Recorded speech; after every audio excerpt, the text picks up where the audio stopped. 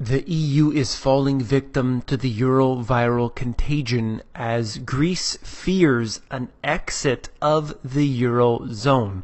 You came here for the truth, so let me unveil that for you.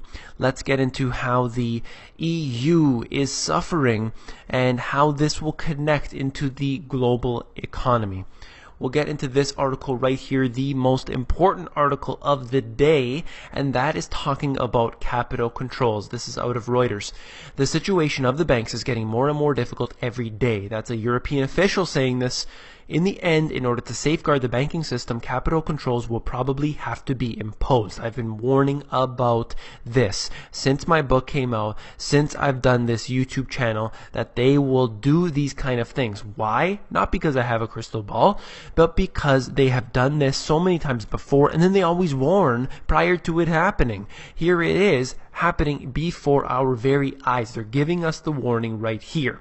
But consistently, we hear of this type of talk as fear-mongering when you warn about it. But of course, that is not the case. There are simply many ways that they can do this. They can do a bail-in. They can call it a levy. They can call it a tax. They can do it capital controls. Whatever you want to call it, it basically means that you have less money than you did before, whether you can't access it or whether it is just stolen right from you, as they did in Cyprus. All of these countries around the world have gathered together in Brisbane, Australia, in order to implement the rules and have it be a global policy for bail-ins. That is very concerning. What they're doing in here with Greece is simply they're going to allow the banks to shut off the amount of money that you're allowed to take out. So you might have $10,000 in the bank, but you're only allowed to take out $100 per day, let's say. And that is effectively what they look like they're going to be doing. And I'll connect that in with the next article. Just know that I've warned you specifically about this information. And people are wondering, well, if I'm going to take my money out of the bank, what am I going to do with it? Well, I'll try and discuss that at the very end of this video. I've discussed that in many other videos, but I will again add it to another video here. And perhaps I will have to make an educational video specifically to add to my e-course. And I'll add that there. And let's go on to this. There are many Greeks who are fearing exactly what's happening, so they're pulling their money out of the bank and probably stuffing it under their mattress. Not the best idea. However, they're worried about the bank, so they're thinking, well, I'm just going to pull my money out. In fact, there have been billions of dollars pulled out of the banking system in Greece. Right here, banks are being kept afloat through the ELA, that's the Emergency Liquidity Assistance Lifeline, extended by the Bank of Greece, subject to approval by the ECB. The ELA pool, which currently stands at 65 billion euros, is extended to solvent lenders as a temporary measure to cover liquidity shortages. So people pull their money out, all they do is print up money out of thin air, and they send it back into the bank for it then to be pulled out again. So this is exactly how they're able to deal with problems, is simply by covering them up. If you have a gunshot wound, just put enough bandages on top of it and you will be able to stop the bleeding.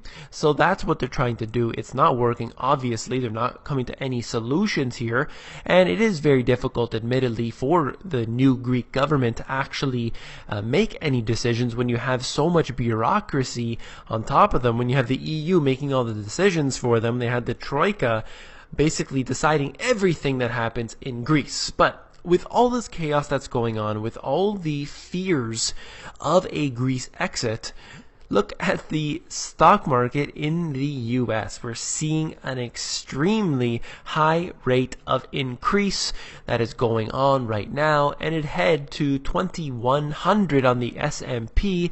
Can you believe it? And of course, nothing that goes wrong ever seems to affect the stock market. Why? Because it's being pushed up artificially. People are actually concerned about this in the world, but the stock market keeps rising, so who cares? This is all that happens. Now let's connect it in with the next chart right here, and you could see mission accomplished. This is the S&P 500, and you're looking at how the market declines on a day, and then the very next day they recover their losses. There are many reasons why this is occurring, but even with all of the bad news out of Greece, they simply look for any little sliver of good news, and that's enough to make the market rise, because the market is desperate to increase. There are always hedge fund managers of any type, and traders, of course, looking for ways to make money today, not over the next week or over the next month. They're looking to make money before the market close, and that's what happens right here. This is one very good example.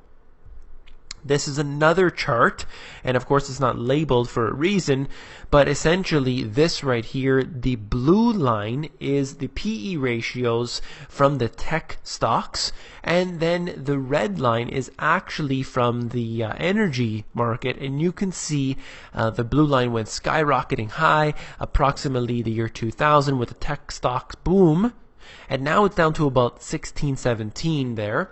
And you could see just recently the PE ratios have skyrocketed in energy. So we're seeing something that's very, very unnatural that is occurring. And this is just some information I wanted to share with you, that PE ratios are way out of whack in the energy sector right now. I'll talk to you briefly about, in my book, about PE ratios, just in case you aren't aware. The average PE ratio since 1871, as compiled by economist Robert Shiller, is about 16. During the tech boom, on average, it was double to triple that number. Many stocks even had PE ratios that were closing in on 100. It's important to note that an unusually high PE ratio can be an indicator of a bubble. Now, what's happened with the energy sector is something that is very brief, okay? It's not necessarily that this has been going on for the past 6 months or a year. This is just recently with all the chaos that is happening with oil. Now, we need to understand that these are more indicators for us to look at. That's why I'm bringing it to you here. We don't necessarily just follow one indicator like a PE ratio and be able to determine a bubble necessarily. We need to use that along with the hundreds of other indicators and see where everything is going. So look at this right here, where Warren Buffett, Berkshire Hathaway exited a $3.7 billion investment in ExxonMobil amid a slump in oil prices. Now, this is out of Bloomberg here, and what's interesting about this to me is that Warren Buffett and Berkshire Hathaway, they do not buy or sell stocks very often. They are methodical, they are very slow at this. Could this mean, and I'm just suggesting, could this mean that we are headed for a deeper decline in the price of oil? I'm not too sure. However, this is very interesting because we know that Warren Buffett is going to know when the crashes are going to occur, and we will have to see where this goes. The whole energy sector obviously is now traded in completely different circumstances that were only a year ago. That is very telling. This will be something to look at in the future. Look at this right here, how it extends out into the global economy. China's housing prices year over year, we're looking at it, haven't been at this low for many, many years, and we will see how bad it can actually get when, even though you have the most massive public works project that has ever taken place in the history of man, and it is still not keeping the economy going. Why? Because real investment all around the world is declining. You simply cannot sustain yourself. Look at the US. When other nations in the world are suffering, they are affected as well. When other nations suffer, the US suffers, and this goes for every single country for the most part, because you can't get away with it with a globalized economy anymore. We've offshored all of the jobs over to China, over to the third world, and quite frankly, if they're in trouble, we are in trouble as well. Now, to go back to what I was saying at the beginning with the capital controls, they are going to impose some sort of capital controls in most countries around the world. I believe they will go for the bail-ins. Now, if you're worried about your money in the banking system, the number one thing you can do, in fact, if you want to fight against the bankers, why do you have your money in the banking system? Other than, of course, what you need for your daily transactions. We have to pay bills. We possibly work 9 to 5 jobs. We get paid. The money goes into our banking system. Understood. But your savings, if you have any savings, you don't want to keep them in the Federal Reserve notes or any sort of note of your central bank of choice around the world. You want to keep them in real assets. Now, people are thinking, you know what, I can't afford a home. Look at the prices in Vancouver or Tokyo or Hong Kong. These prices are $1 million a piece. I cannot afford that. Well, I'm going to cover very basic steps that you can take today. Obviously, you want to own real estate if you can. That is very important. But why are you looking at those $1 million homes? What about storage lockers? What about parking spots in a nice environment, perhaps in a nice condominium? What about looking at land, farmland, if you can afford it? Yes, the prices may not be high. They may not be extremely high tomorrow. They may actually decline, but at least you will hang on and you'll have something of real wealth. You can have precious metals. You can have coins, common coins, or what they call junk silver. These are great things to have. What about storable food? Don't deny that. Now, more importantly than all of these, I believe that using the Money GPS strategy, which is what I talk about in the Insiders, the Money GPS strategy of having things like solar panels to provide yourself with your own electricity source. You can obviously connect it into the power grid and actually be paid back money in certain instances, and there are incentives for different cities around the world or different provinces or states that they will actually give you money back for paying into their system. So this is quite interesting. Look into that for yourself. You also want to have a garden. If you live in an area where you basically don't have a year-round good weather like I'm experiencing right now at the moment, you can have a greenhouse, and that will extend your growing time. So these things do cost money. They do take time. However, you can have these things to actually provide yourself and be self-sustainable, self-sufficient. So this is important.